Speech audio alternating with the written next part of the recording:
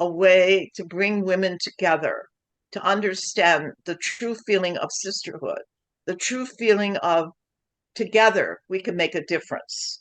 Because everyone is unique in their own way. They do not need to change. They do not need to be what they think somebody wants them to be.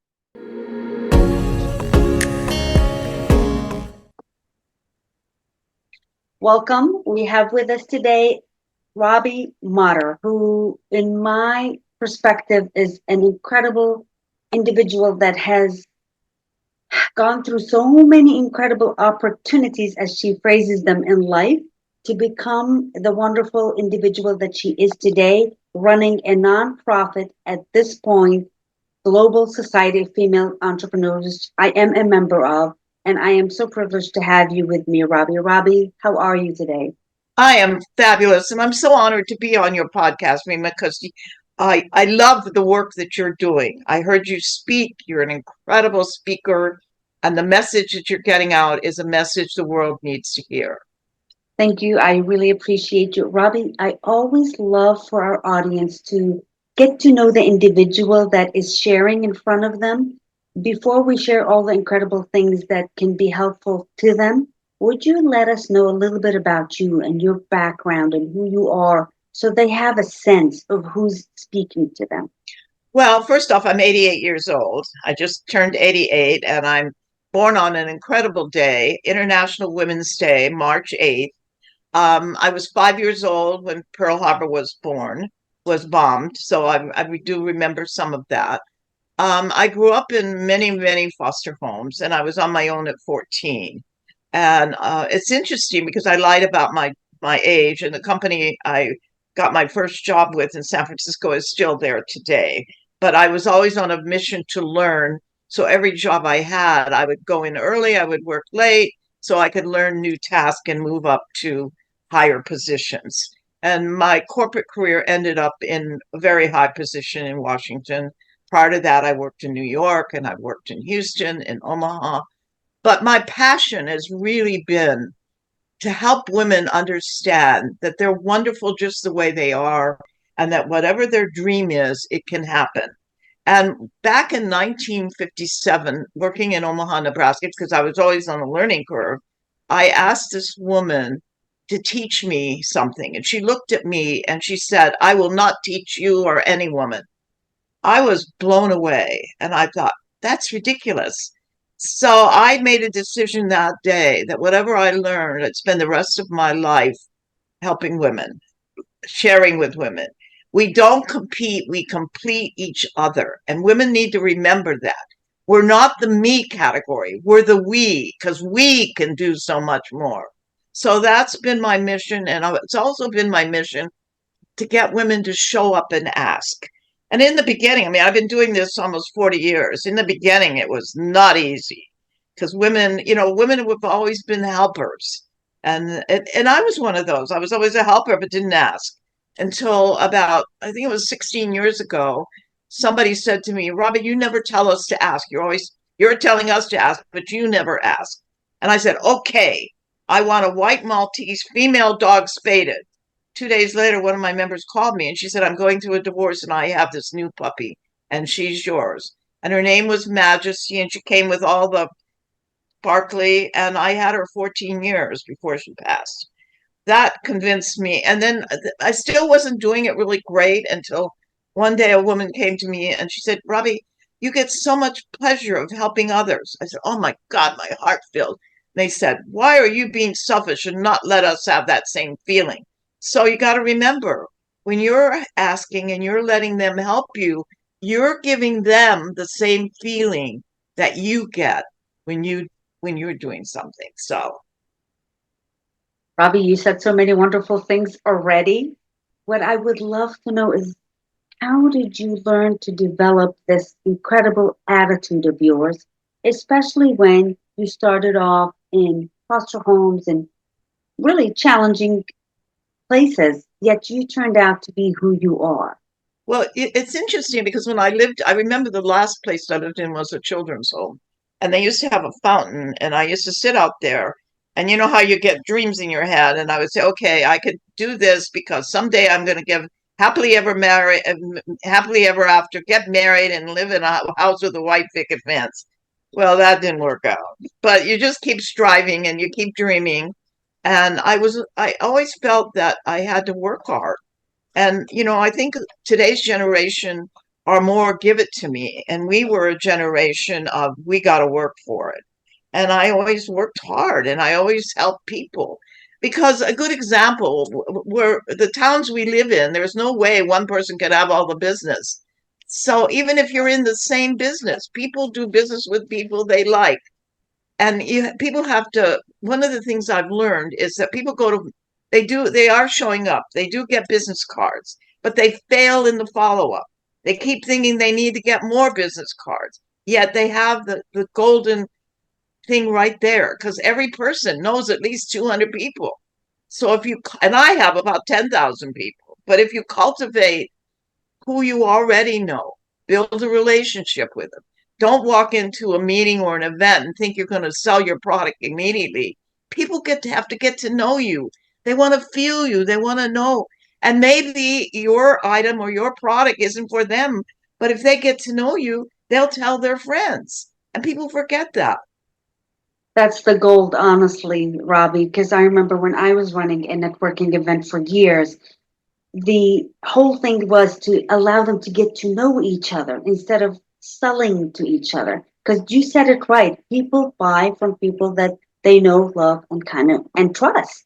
And that's the biggest thing for especially females to learn to trust within each other. I'd like to know because there's so much to your life, including your government work. You've trained nonprofits in how to actually get quality volunteers. You have done so many incredible things, and we'll get to GSFB in a minute. But I'd like to know when you went through a challenge, because you went through cancer, what was your attitude for that? Well, I think my first challenge was being a single mom with three kids to raise. So, I had to work three jobs and, I slept very little. I think that's why sleep is not an important thing for me. But you get through it. And I always wanted to live in the places that my children would have the best schools. And I'm happy to say that my children are all very successful today. Because I used to tell them, I'll work three jobs, but when you get old, I'm not supporting you. So you better get a good profession so you make money because I'm not going to support you. But yes, I remember the day. It's interesting because I'm not a doctor person. My doctor calls me every year and says, I must see you at least once a year. So I went to her this one time, and I have a great Filipino doctor. She believes that sometimes you have to go beyond. So she does not believe that mammograms are the answer. She believes ultrasounds tell more. So she didn't. She saw me that day, and I said, it's probably nothing. But I'm like when you used to have your period, I had a pain under my breast, my left breast. She said, well, let me put in for an ultrasound. Well, then it came back. I didn't hear from her, but she called me into the office. So I knew it probably wasn't good. And then she told me that I had breast cancer and that she cried and hugged me and I cried. So I said to her, well, well, first we had to do another test, which proved the fact. And I said, okay, well, let's just do whatever we need to do because I don't have time to be sick. So it was decided that I should have a mastectomy because the chance of the cancer coming back. I was very lucky because she caught it, or it was against my breastbone.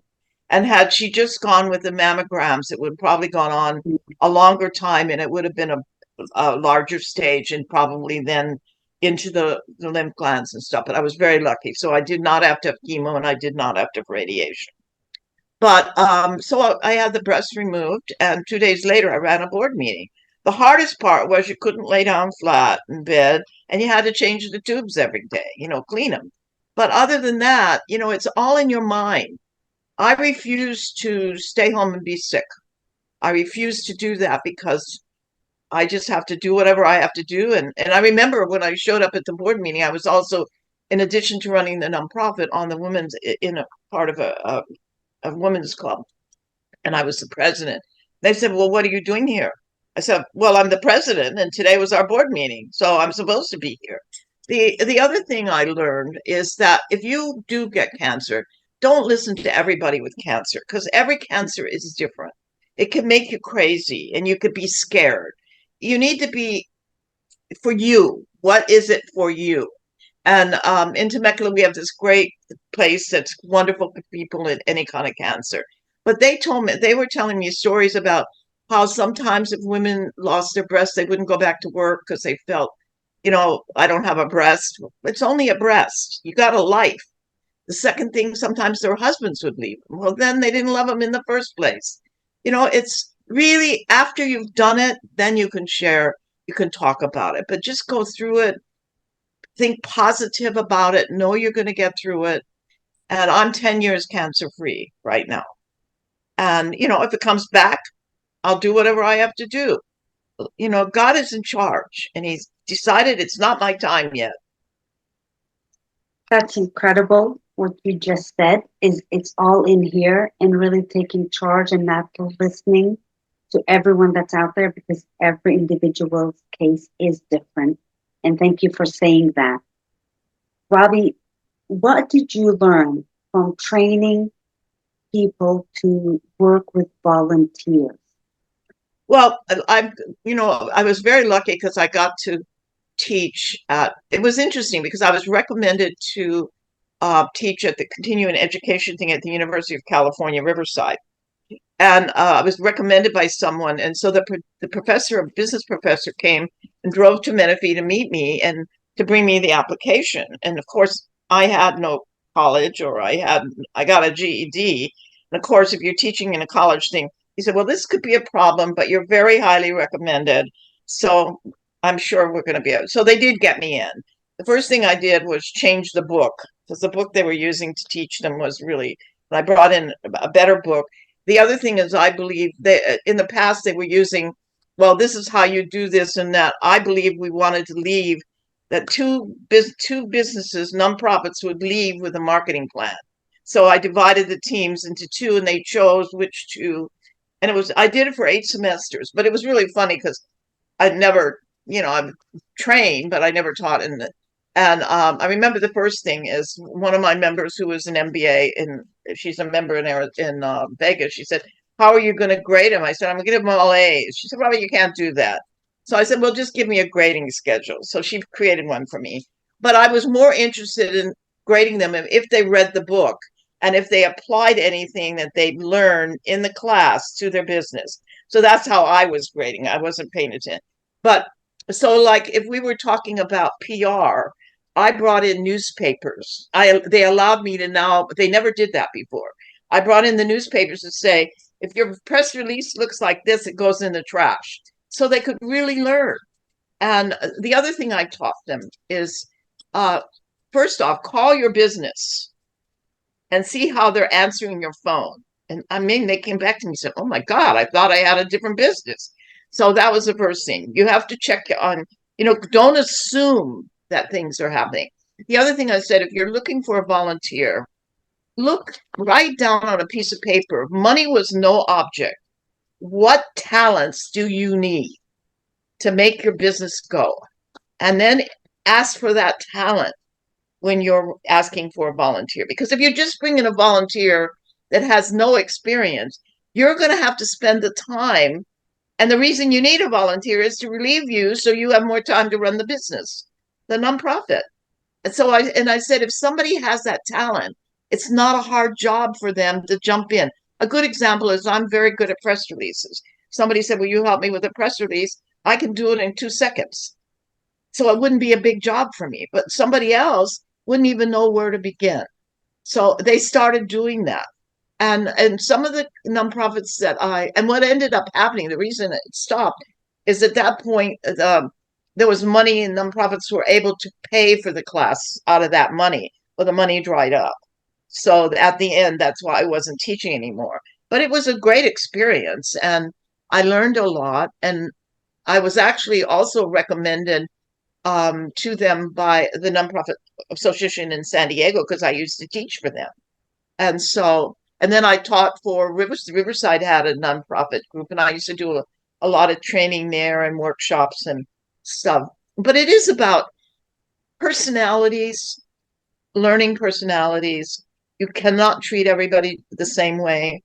There are some people you deal with that need the A, B, C, D all the way down. And there's like me, I'm an AZ person. Tell me what you want at A and leave me alone and tell me when you want me to be there and I'll be there. I can't stand all that other stuff. But so you have to learn who your members are. I love that. Robbie, what made you decide to start your nonprofit, the GSFE? Well, I was with NAFE 39 years, the National Association of Female Executives. I was their global coordinator, which meant that I oversaw all of their networks across the country. And I was a volunteer coordinator, I wasn't paid. Um, well, they brought in a whole new team, and meanwhile, I was with NAFE from the first person who brought NAFE idea, and went through 5 presidents while I was there. But they brought in a whole new team who decided, number one, 40 years they built the NAFE brand. They decided not to use the NAFE brand anymore. That was during the COVID time. Prior to COVID, though, I had set up the nonprofit because we used to do conferences in California as a collaboration with, we were NAFE networks here, but we could never get any money or gifts or anything. So by setting up my nonprofit, I could collaborate with them and we were able to get things for the conference. So I actually started it before NAFE decided to go a whole new direction. So NAFE decided they didn't want to do networks anymore. And they had really been, for a couple of years, they didn't have any interest in the networks. I was keeping them kind of alive because they really didn't care. But they went a whole new direction. They actually changed the name. The NAFE president isn't president anymore. She has another title. And so I didn't go after their networks. I just took the networks I built in California. But many of those members are finding us and now joining us because I felt the work we were doing was really important. Over the years, I've seen so many women who were shy, no self-confidence, grow. And I know that together we can make that happen. What does GSFE mean to you? GSFE means to me a way to bring women together, to understand the true feeling of sisterhood, the true feeling of together we can make a difference. Also to bring out in each individual their unique talent, because everyone is unique in their own way. They do not need to change. They do not need to be what they think somebody wants them to be. We are all born with our uniqueness, and that's what makes us special.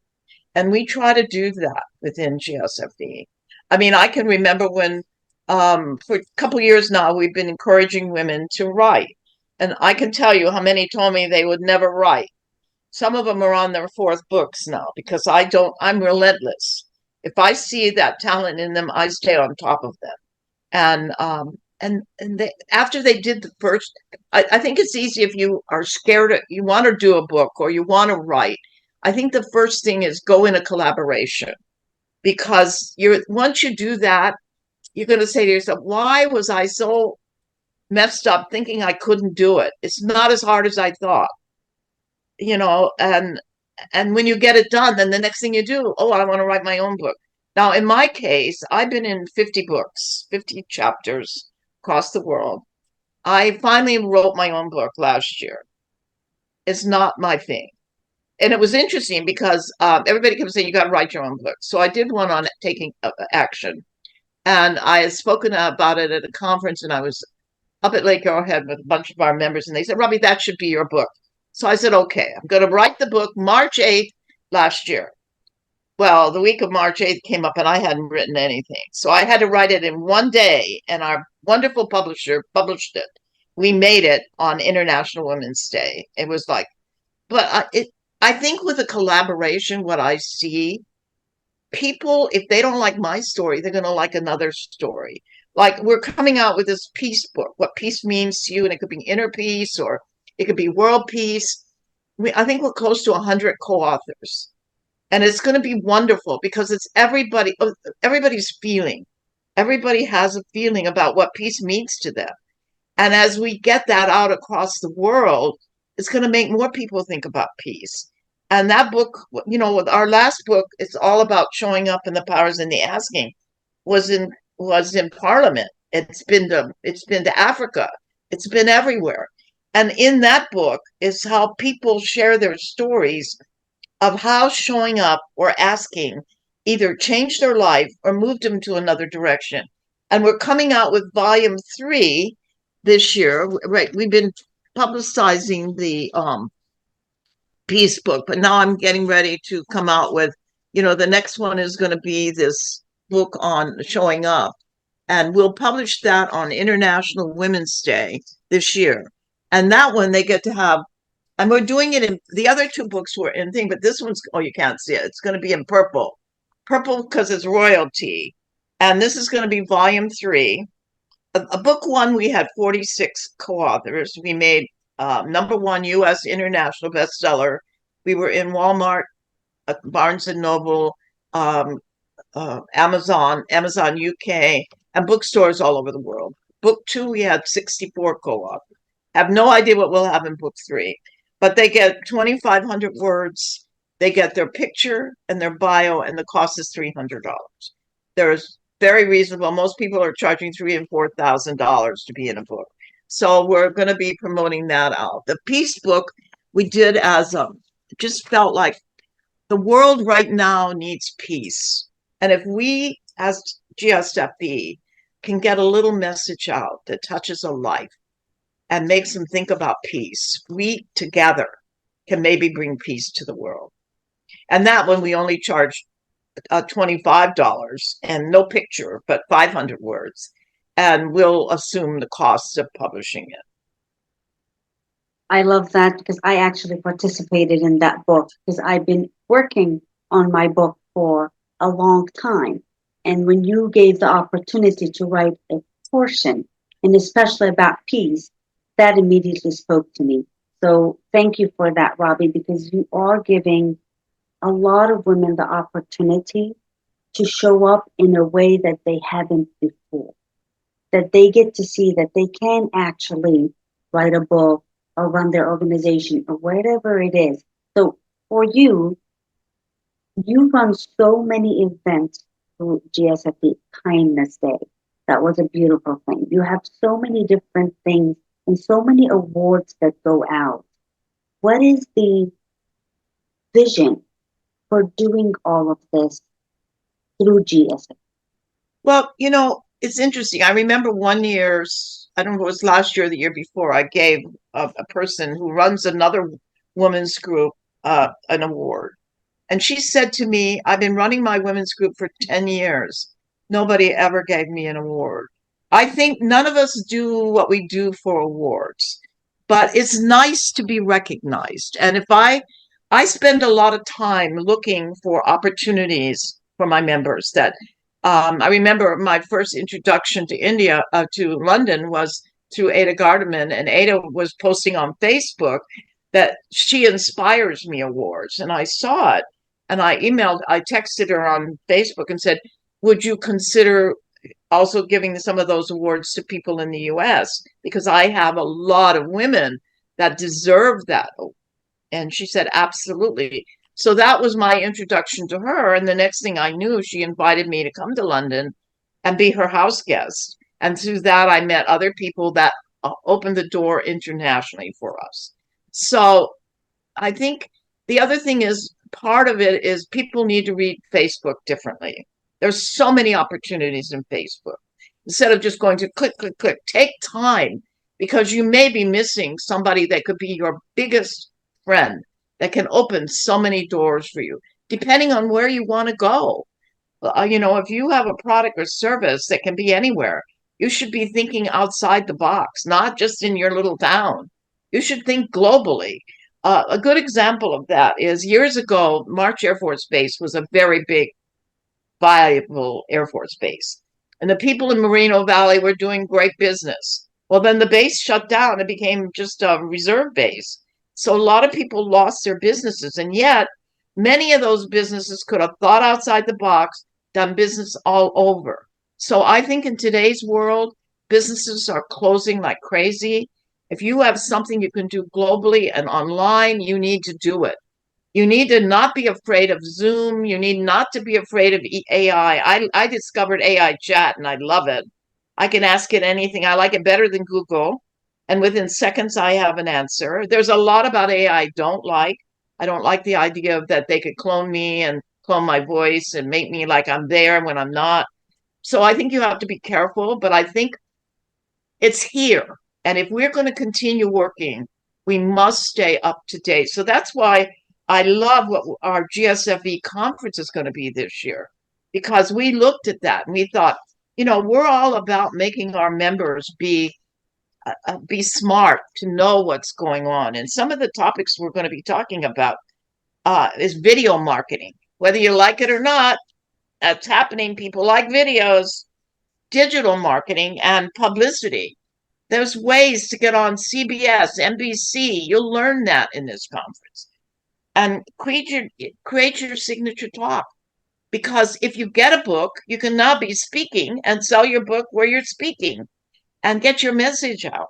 And then how about challenge to how to convert clients into wanting to do business with you.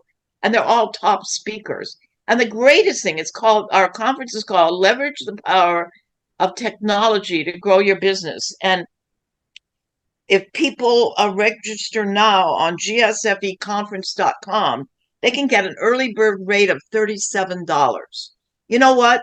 These conferences I see coming across my desk all the time are $500, $1,000, $2,000. We're not about the money. Yes, we need money to survive because nobody's paid. That's why we have dues and we do events. This is a fundraiser for us. So, but we're not about gouging the people who come because we know that they're trying to do a business. But we want them to have the knowledge so they can grow and they can soar higher than they even dreamed. So and you don't even have to leave your house. That's what's real. I mean, I can tell you I'm not a big Zoom person. I'm a people person. But I have learned that if we're going to continue to do business, we need to do Zoom. We need to learn about videos. We need to learn about all that. We really need to do it if we're going to stay in business, because otherwise you're going to be left behind. Robbie, I've been to several meetings and several events, and I have to honestly say, you give it, and every person that shows up 100% and more. And truly, nobody is there except to help each other. And definitely, the rates that are charged are nothing for what is provided. And honestly, that is why I'm so passionate about you, what you're doing, and what GSFE is doing, is really moving women forward together. Nobody's out there to gouge anybody. They're all out there to help each other. And that's the most beautiful thing I've seen. Would you share with me some of the things that you've seen women develop into, become, because they've now gotten their voice, or now they've decided to show up? Because you're not just here, you are literally globally. You've been to Africa, you've been to London, you've been to so many places, and you've connected us to other groups that are international, such as Lonely, which is one of our sister teams. Well, one of the things I've learned and I've been told is some of those that came fighting that they would never be in a book, told like in the show up stories, told stories. And another one that Angela Cavani, our publisher, wrote, love your haters. But there were many people who put stories in those books that had never told their story, so they were healed. And it was like, in fact, yesterday somebody explained when a lot of our members do books, so they're going into more than just our books. But they said it was like taking something from the bottom of their body. And yes, when it came up and they were writing it, it was painful and tears were coming. But when they wrote it, it was gone. And they were able to go past that. Plus, when the book went out, or books go out, people write me and say, oh my God, I thought I was the only one going through that. So everybody's got a story, and those stories can change a life. You're not alone. There are many, everybody's gone through stuff. You know, I think somebody being a caregiver, that is a big job. I was a caregiver for my stepfather, who I never lived with and never was in his presence, but I took care of him. And I know how hard it is. And I know that you've been a caregiver. It is not easy because you're trying to have a life, you're trying to have your family, yet you're trying to be loving and caring. And I think sometimes the caregiver suffers more than the person they're taking care of because they're just giving and giving and giving. So I think that there's so much, and we have a lot of those that, and we have a lot that have their own passion for things they're doing, and they need to be encouraged to keep doing it. Everybody has their own path and what they believe in, and that's good. They may not believe what I believe in, and it's okay. I mean, one thing with GSFE, we do not get into politics and religion because we believe that whatever you're doing is your doing, and it's not us to tell you what to do. And the same thing with our directors that run a meeting. We have directors and co-director training only to give them the thing, but we want them to run it their way. I learned a big lesson when we did book one.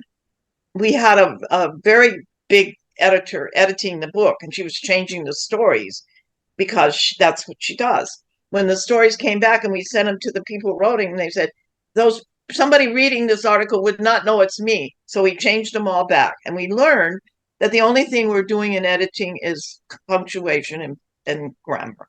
Other than that, this it's coming from their mouth and their heart, and that's what we want. And my goal for the future is we want to reach more women. We want more women to know how wonderful they are. We want them to know that their dream is not impossible. You know, sometimes it takes a long time, but if they've got the passion for it, it will happen. Just never give up. Sometimes you give up just when you're almost at the moment of success. So, just don't let anybody stop you. You're unstoppable. You definitely are unstoppable at 88. How many meetings do you attend and how many things do you touch in your daily life to keep doing this? And what keeps you going? Well, the success, when I see people, I've seen so much growth. I've seen people who were shy, who didn't even know how to stand up and talk, now talking, talking, talking, and feeling very confident, which makes me happy. Then I know that what I'm doing is I work GSFE 24 hours a day, 7 days a week. It's my passion. It's my passion because I know the potential in everyone. I have this gift that I see things that they don't see. And it's my goal to make them. I mean, sometimes I'm relentless. I mean, I've been told, you wouldn't stop. And I mean, even Angela yesterday said, I remember when we did the first book, you said I had to write. I didn't want to write, but you asked me 8 times. So I finally wrote. And then I said, and then guess what? The next thing you know, you did your own book. She said, you're right. So sometimes we all need accountability partner. And I think it's important, what I've learned in doing books, number one, you should have your cover. And you should look at your cover all the time. Because if you have your cover in front of you, you're going to get that book done. You need a deadline. You need to set yourself a deadline. I remember one of our members years ago kept telling me she was going to write a book. And I said, okay, when is it coming out? So she gave me a date and I called her every week. She's now on book 4. You need an accountability partner. Otherwise, it gets shoved to the side and it doesn't come out. You need to come out with it. You could always come out with an updated version, volume 2 or whatever, but you need to get it out. Every year somebody should do a book. How do you keep up with everything, Robbie? Because I see so many individuals, especially women, that go into the overwhelm mode and then not much gets accomplished. So how do you keep up with everything so that people can get it, that it is doable? It's more than doable, because GSFE is a lot of things, not just books. That's right. It's like, well, you asked me how many meetings I go to. I try to go to every meeting I can. Like I was just in North Hollywood the other day. Yesterday I was at the 𝘋𝙊𝘆𝑚𝑟. I was at Riverside this month. I try to show up, and I'm going to be jumping in to help kickstart South Orange County again. I go to Fallbrook, I go to Oceanside. I go as many as I can, and I jump on as many Zooms as I can. So that's my goal. I'm the not that I want to change anything. I want to be there to support my directors and the people that are in that meeting. And what was the greatest surprise to me, and I guess the biggest thing, was that I could not believe that 95 people could keep a secret. And they came up with this book called A Leader with the Heart of Gold. And in this are 95 stories and pictures of me with the person, of how they met me and how I changed their life. And this to me will be something I will keep forever. And when every day I read, even though I've read the book several times, I'll read a chapter and it says, okay, you got to keep going. And I was at one point I was thinking, and then I read people living to be 100 and 110. I go, good, I have 20 more years to serve because I'm not ready. And like the pink lady says, it ain't over until I tell you it's over, That's right. and That's right. I'd like to know, how do you keep up with events even overseas? Because you have helped and worked with a lot of women, even in Africa and London. As a matter of fact, one of our co-leads is in London. How do you work through all of that? well, I get about 1,000 emails a day, and some of them are spam, but most of them are. But I respond to everyone. I do emails twice a day, so and I know some of the people have come back to me and said, well, I remember once I was up in the lake, and one of them said, I have 70,000 emails. I said, delete them all and start over, because what happens when you're sitting with that many emails, you don't even want to go to your email. But if you clear it all out, if somebody wants you, they'll come back and start over and make a plan that every day, maybe get up a half an hour early and go to bed a half an hour later and take care of your emails. Because you could be missing an opportunity. You could be missing something somebody you need to meet. So, there's no excuse. Like I remember even on a book, one person said, well, I don't write and something. And I said, but you speak. So speak into your phone and you'll have a book. And that's how she wrote her book. She spoke into her notes in her book and then had somebody transcribe it. And she had a bestseller. So stop the excuses. There is a way to do everything. There's nobody busier than me, because I maintain, I process all the new ones. I'm out recruiting for people. I'm looking for opportunities for our members, and I'm showing up at meetings, plus showing up at other events to find members, plus, doing the books. So if I can do it at 88, there's no reason that they can't do it. What's your favorite thing about GSFE? The people. You have one, the people. Yeah, it's my family of all ages. And to some, I'm their grandmother. To some, I'm their mother because they've lost their mother. To some, I'm their sister, but that's fine. I love it. They're my family. Are there stories that stand out in your mind that you could share? And you don't have to share the person's name, but are there stories that you've seen through GSFE that you go, this was quite something to see the transformation? Well, first I want to tell you a story about showing up and asking. Yes. And I know Barbara Berg would not be upset for me to share that. Years ago, Barbara Berg was living in a place where they had skiing. And she decided she wanted to be a ski bum, get a job as a ski instructor. Now, she'd never done that before, but she's a very positive person. So she finds out there's a job. And so she goes and she said, I want this job. And I guess reception says, well, the job has been filled. And she said, you do not understand. That is my job. And she came back every day. And finally, on day 3 or 4, the gal said, well, let me have my boss come out and he's going to tell you the job is filled. Well, on that particular day, the girl that was going to take the job declined. And so Barbara got the job. So again, it's about tenacity, never giving up, don't believe what you hear, and keep asking. And then I had another girl that got an award, and she came to me and she said, I don't believe I deserve this. And I said, what do you mean? How many years did you teach special ed kids? She said, 20. How many years were you there to help them in their home when they needed it? About 15. I said, so you're telling me you don't deserve it? She said, oh, yeah, I guess I do. So again, it's bringing their self-esteem. A lot of times people speak and help everybody, but they don't believe it for themselves. So first you got to start believing who you are. Then you can help others. Take time for you. Examine the things that you've done, even the small things. If you've been a great mother, maybe you went through a divorce and you had to work hard. Those are all plus things of giving. Maybe you were in PTA or you went to all these things for your kids. That's helping, that's giving, that's deserving. Sometimes we don't pat ourselves on the back. Maybe you were a caregiver. Maybe you did help somebody that needed help. Those are all things that make you deserving of giving of your time and service. Robbie, you really put out there the importance of showing up and showing up for yourself and for others and giving back at the same time.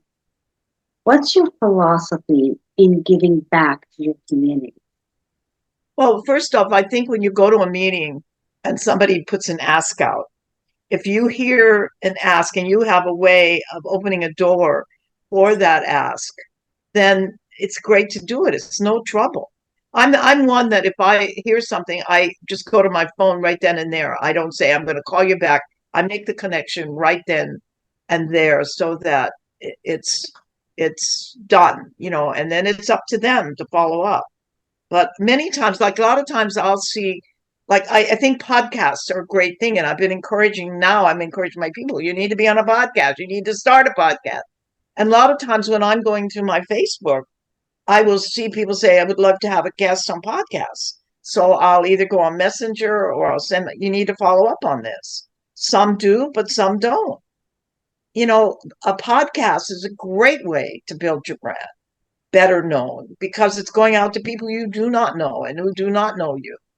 And I had a podcast for a long time. I stopped it, but I'm going to restart it only because I did it for 8 years. I had 76,000 people, and we had so much stuff happening with GSFE. We were going global, but I'm getting ready to start it again. And, and the biggest problem is for me is figuring out what day I can do it, because it seems like I don't have a open day that is solid every week. So that's been one of the issues, the day. And now that we're global, it would have to be morning so the global people can jump in. I mean, like you said, we're doing a lot with Loney, but when they're doing a Zoom, that's 7 a.m. in the morning for us. So what I say to my people here, well, you're not going to miss out on anything. Just get up early and you can be on an international call, and then you can still go do what you normally would do. And a lot of them are jumping on and making those connections. But so I have to figure out, because on my show, it's like yours, it's all about the person. And so I want to bring it back. And I just have to figure out what is the best day and what is the best time, because it seems like every day for me is packed. By choice. And it's doing something that I love. Mm-hmm. But the podcast also gives recognition to, and I only do my members, so it's a way of them getting more exposure. So I need to get back to that. I know Lori Davis was doing it once a week. Now she's doing it every day, so that's kind of impacted her as well. Doing a show every day I don't think I want to do one every day. Once a week will be enough for me. I couldn't do one every day with my schedule.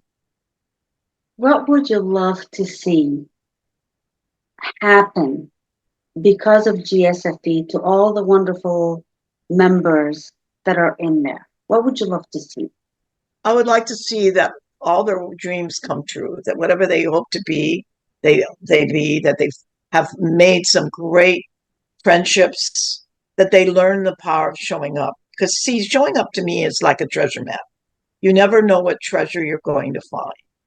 I remember one time I was on a call, one of our Zooms, and one of the people said, "Oh, I wanted, what is his name? He has a movie studio in Atlanta, and he does sometimes he dresses up like a girl. I can't think of his name right now, but she said I went there and I got thrown out. But I have a script. I'm an actor and I'm an actress. Somebody on that call knew the vice president there and was able to make a connection for them. So you just never know. And you never have to, sometimes it takes a long time for things to happen, but you just never give up. It's a tenacity and never take no, don't let that pull you down. Just find somebody that's going to say yes. At 88, and you still enjoy a full schedule, how do you feel about personal time? Well, my personal time I feel like my personal time is my time with my members and is my time going to GSFE events.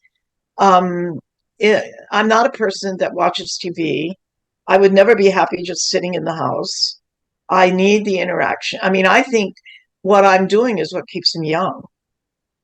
And I think that's a lesson for people that are seniors. Sometimes when they retire, all of a sudden they're home and they're thinking about every pain and ache. And I don't have time for that. I mean, I have osteoporosis and I have high blood pressure, but I just take care of it and I don't let it bother me because I'm too busy to think about the pain. But if I didn't have anything to do, then I'd probably think about the pain. I'd become, I always think you need to hang out with all ages because if you only hang out with seniors, then it's who has the most pain. And I don't have time for that. So. Out of the book that you got that was kept a surprise, is there one that stands out in your mind? No, they're all beautiful. But what it did, it brought memories. Some of them go back 30 years, people that are in GSF. Like a good example, my Maryland director, Stephanie Popular, was my NAFI director. And Mary Autry, who is also a member of GSFE, was the NAFI Win Indiana director. And when NAFI went a different direction, she called me and I said, "You're strong enough, stand on your own." So when Women in Network Indiana is still there, they're their own network, but she is a member of ours and she learns things from us, which she shares with her members. Would you openly like for people to continue to grow? Oh yeah, I think that I love new people. And what's interesting, we did lose people, but we gained people. We're almost at 400. Since 2017, I just did this project the other day because I had this brainstorm that maybe a lot of our people who left us during COVID and stuff don't know what we are now. We are global, all this. So yesterday and the night before, I put in everyone in a database that was ever a member from 2018 on, and it totaled 404 people. So already 10 have come back to me and said, "I want to come back. I didn't know you've grown." And several others say they wanted the link for the conference. So that was my idea. Maybe if they see where we are. So I sent them the network list, I sent them the conference event, and I sent them our schedule for this year because we have a fashion show, we have Kindness Day. And my thought is, even if I got one, it was worth it. It was a big job putting all of it in the data, and I was the one doing it in the database. And then I got to 165 names, and I didn't save it in Excel, and I was sick. But I also learned, Carol, who's staying with one of my members who's staying with me from Minnesota, said, ask Google how to find something you didn't save. So I asked Google. Took me a long time, but I got the file back. So that was an accomplishment. It showed, now I know how, if I don't save a file, to get it back. I had no idea. I had a trial. I think it took me about an hour, and I was getting very frustrated. But I was determined I wasn't going to put those 165 names back in. That's great. So I didn't even know you could do that. Yeah, there is a way.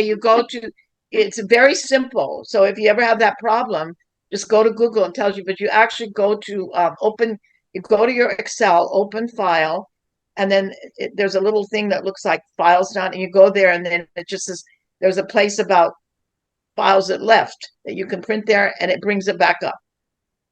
And then you can set the timer. Something. Well, that's great. what I learned. Now I have to learn today how to put a printer thing in because my computer won't print to one of my printers. So, but every day is the learning day, and I love it. And we all need to have those days. And that's why like even our networks, we have great speakers like we had you, and every one of them, they can learn something. And the greatest thing is our dues are $75 a year, which are cheaper than anywhere. You join one network, but you can go to any of our networks. And the great part about that is that every network you get to go to, you can say who you are, what you do, and how we can help you. And every network has different people. So it's a great way. And then when we do a joint event, there are a lot more people. And it's just all about showing up and making time and knowing what is it you want to do. Do you want to build your brand? Well, if you build your brand, you got to show up and ask. Doesn't happen just because I'm here and this is what I'm doing. Doesn't happen that way. Robbie, how do people connect with you? How do they find GSFE? How do they find you? Well, GSFE, they can just go to gsfeus.com. That's our website. And we're getting ready. 𝑘𝑾𝙬, the gal staying with me just this morning, said she will help us upgrade our website because that's something we've needed. We haven't had the money to do it, but it's something we've really needed. And I've been praying to God that somebody would step forward to help us make it better. And she just told me this morning that she would help. There's some things we have to correct on it. And I know nothing about websites. So I was praying that the right person would, and she does. She's built websites before.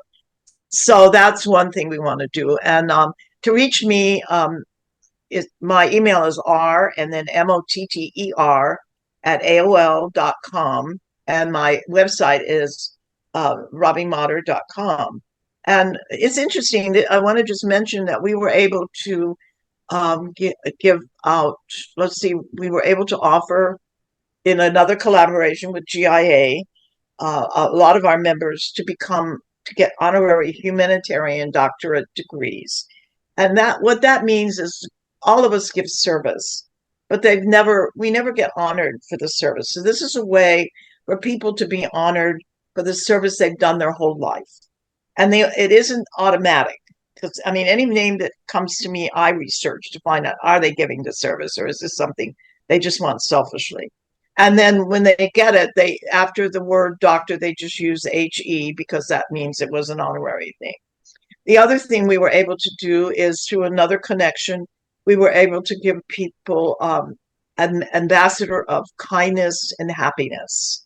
So those are things I look for, and people who are deserving get it, and they can use that title. They can add AMB to their name, and it's just another way to honor them. And then we have, through Loney, we have a lot of things that come up that they do that I'm able to nominate my people for awards, international awards. And then, of course, Kindness Day, our directors pick 2 people, plus the director and the co. So there's 4 people from every network that receive an award for Kindness Day every year. And I have nothing to do with that. They get to pick whoever they want. I don't tell them. Just like I don't tell them how to run their meetings. It's got to be their personality, as long as they stay on the focus of helping women and being there for them. Robbie, we'd like more networks. In fact, Dr. Sherilyn Lee just contacted me. She and Belinda Foster want to start an LA, a different side of LA network. So they have to go to training, a director and co-director training, but we're looking for more networks across the country. And it's all about empowering women to become their best version of themselves and continue to grow. Right. Go ahead. I was going to say our mission is to empower, inspire, mentor, educate, and connect women to be successful entrepreneurs. And we also added men because we feel that men support women, and we call them ambassadors. And so they can be members as well. And we have 2 youth networks, one in Riverside and one that is run on Zoom in Santa Monica. The Riverside one is live. And Lauren Hunter, Dr. Lauren Hunter, is actually in charge overseeing our youth networks because we feel they're our future. So Now, for you personally, you have gotten at least 139 different awards, at least, and counting. How do you feel about the achievements that you've created because you've worked hard, because you've shown up? Because from my perspective, how you feel impacts all the incredible members that come through. well, I've right now it's almost at 200, and a lot of them are international. In the last 2 years, never dreamed I'd ever get an international. I never dreamed that I would get a lady title, but I was presented a lady title and of course I have two ambassador titles. But it's not about titles, but I think it's nice to be recognized, just like my members love to be recognized. It makes me feel that the work I'm doing is being seen, but I don't do it for that. Sometimes I'm gonna say, well, like if we do an event and even I get one at that from that same group, I never bring mine. I just keep it, and I give everyone else's out because it isn't really about me. It's about how we can make a difference. We are one. That is one thing I've learned from being international. The other thing I've learned is that our priorities are not their priorities. Every country operates differently. So where we might be, we got to be on time, everything has to run this way. There are countries that don't work that way. They may have an event, it may not be on time, but yet it'll be great. So we have to understand that their priority is not our priority. We just have to show up and enjoy what they offer. And that was something I learned on my first trip to London because some of my members were very upset because things didn't run on time. So they had to learn that it doesn't work that way in other countries. Just be happy you're there. Be happy you get to experience what you're experiencing and go with the flow. Do you need to work on, or do you ever have to deal with conflict? Mm, And yes. how do you work through that? Because how do you do it? Well, yes, I do have to deal with conflict, but I've learned one of the things I've learned that I don't listen to hearsay stuff, that there are two sides to every story. And I've also learned that this too will pass. Like if it's something that I have to hit right on, I hit it right on. I go right to the horse's mouth. But a lot of times, you could whisper in somebody's ear, and by the time it gets to the end ear, the story is completely different. So, and that's one of the reasons I show up at all the meetings. I'm able to see what's going on. I'm able to visibly be there. I'm able to see the operation in operation, whether I'm online or I'm live. And I never just listen to one person because I believe there's two sides to every story. And I also believe that this too will pass. So sometimes we make such a big deal about it, like for instance, if you're dealing in a conflict and you go back, then that person comes back. Sometimes it's better to just ignore it and then it goes away because they're just looking for more challenge, more things. So I think you have to look at what does your intuition tell you?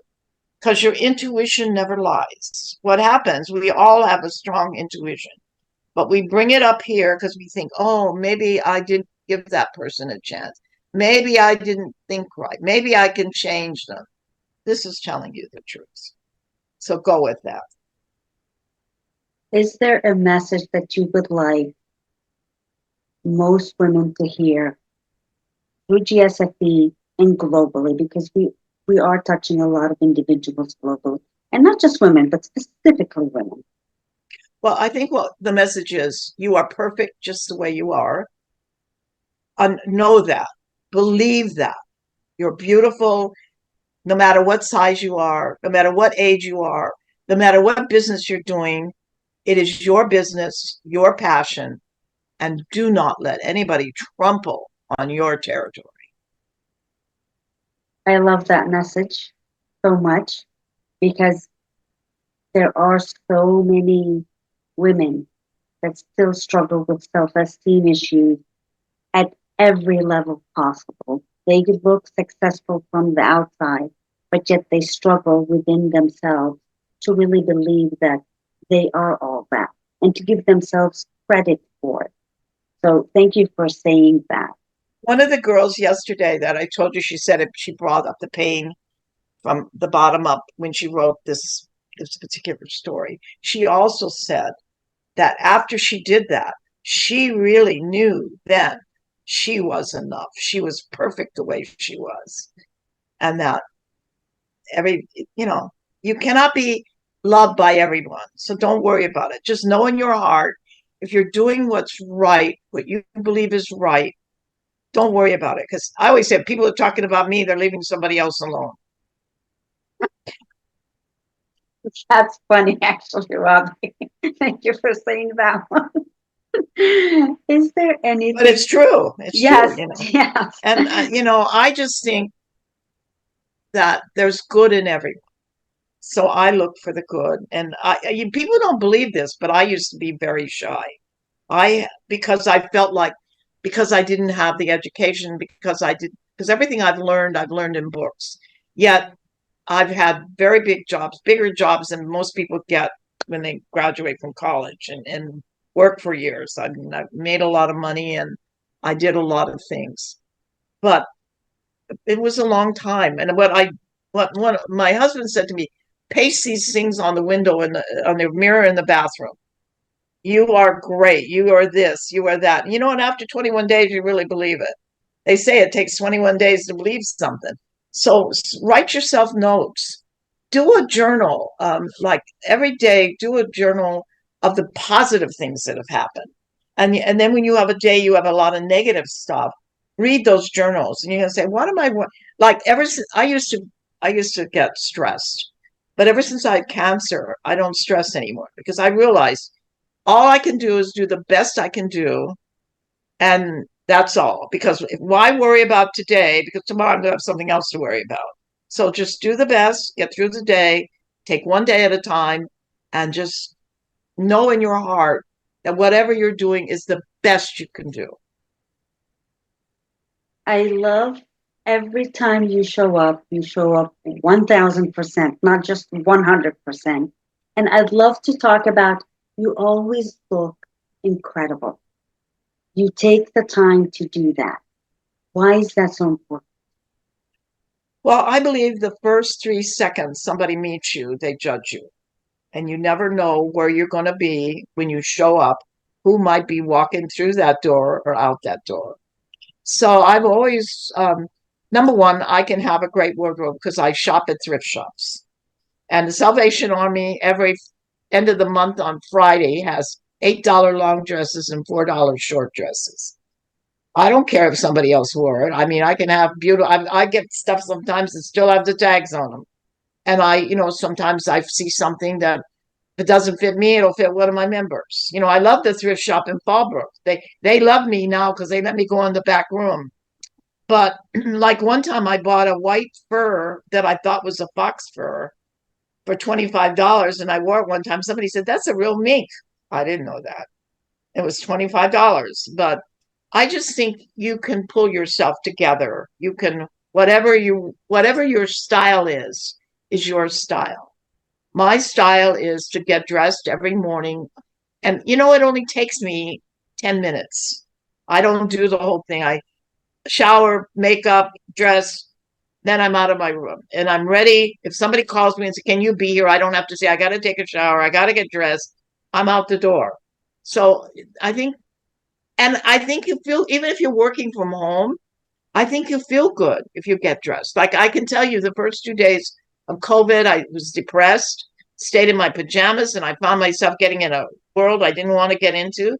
So automatically I got dressed, and my friend and I found places to show up at that hardly nobody was there. So we never stayed home. And we never got COVID. Knock on wood. Thank God. And I even went to London during the massive COVID time, where I had to get a test before I went. I had to get a test when I was there. I had a test before I came home, and I had a test when I got home. But so I just think it's all in your mind. And if you feel, however you feel comfortable in. But one of the things I've noticed, there are a lot of my members now dressing, so we're encouraging more of them to dress. In fact, one of them, the one I told you that felt she wasn't deserving, all of a sudden she's wearing hats and she's always dressed and she's feeling good about herself. So it's really up to you. But I think I've been in the 99-cent store coming out where people say, "You look amazing today. Where are you going?" I said, "I just came to the store to meet you." And then they smile, they smile. So, and I've learned, before, I think when you weren't thinking, you'll say, "Oh, it's nothing." Now I say, "Thank you. Thank you." You know, if somebody's giving you a compliment, accept the compliment. Don't give them an excuse. Just accept the compliment. That's gold. Thank you for saying that. Robbie, is there anything that you'd like to say that I didn't ask so that you don't get off this podcast and go, "Oh, Rima didn't ask me about this"? Is there anything you'd like to say? No, I just would like people to check out GSFE, gsfeus.com. Come to one of our meetings, see what we're really about. And by all means, come to our conference, because the topics they're going to talk about is going to help you in your business. So if they go to gsfeconference.com, they'll be able, and right now there's an early bird special, $37. Otherwise it's 77. So, Which is still a bargain. It's a bargain, and either one is a bargain. When is the conference? The conference is June 15th, and it'll be taking place online Saturday, June 15th from 8 a.m. to 1 p.m. Pacific Standard Time and 11 a.m. to 4 p.m. Eastern Standing Time. And the reason we did it early is because our international members could join us. And, join us even if you, on GSFE, you can find out where our Zoom networks are. If you can't come to a meeting live, jump on a Zoom network. Let people learn who you are. Because even as a guest, you get to say who you are and what you do. And I think we're the biggest secret and biggest bargain in the world. And we're close to 400 members. I agree. I have honestly seen, Robbie, individuals at some of the meetings. I could see the difference in them after a few meetings where they've come alive. And you could see them sitting up and speaking. So whatever that is occurring is definitely working. So thank you for doing what you're doing. Well, I think you remember in one of the girls in your network, she showed up and got a job because somebody heard her speak. Yes. So. Yes. Thank you so much, Robbie. I really do appreciate you. And to our wonderful listeners and viewers, please remember, our attitude always determines our altitude. And we'll see you in the next podcast. Thank you. Thank you so much.